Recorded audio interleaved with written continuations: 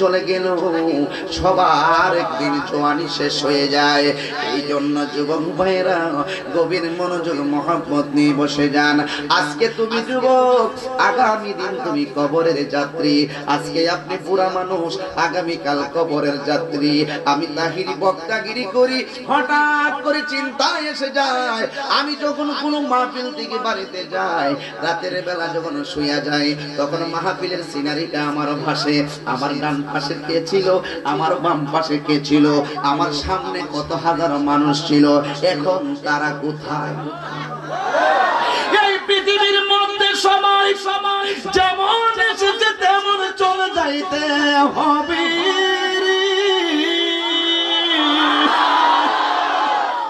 বলেন কোথায় যাব? একটু জবান খুলে এখন কোথায় যাব?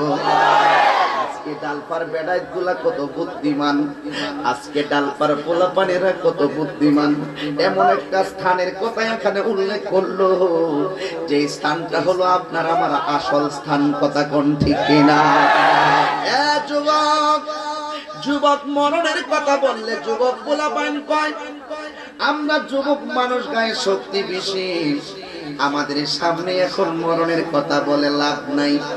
এরা নিজের খুব শক্তিশালী মনে করে, নিজেদেরকে অনেক সম্পদশালী মনে করে। যুবক রে, বাংলাদেশের সবচাইতে বড় লোক ছিল একটা মানুষ, যার নাম হলো জহিরুল ইসলাম বাজিতপুর বাড়ি। একদিন আমি তার এলাকার ভিতরে যাইয়া দেখলাম এত সুন্দর মেডিকেল কর্ণ, হঠাৎ করে তাকাইয়া দেখলাম একটা কবর দেখা যায়। আমি জিগাইলাম, জহির রে,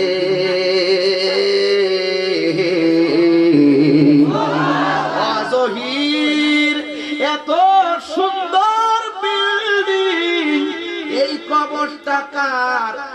ওই জহিরে আমারে ডাক দিয়ে কয়, বন্ধুর নামও জহির। বন্ধু ডাক দিয়ে কয়, ভাই রে, এটা চিনেন না, বাংলাদেশের সবচাইতে বড় লোকের আসল জায়গা হলো এটা। তার মানে কি কোটি টাকা হইলেই নিজের হায়াত রেনু করতে পারবেন না?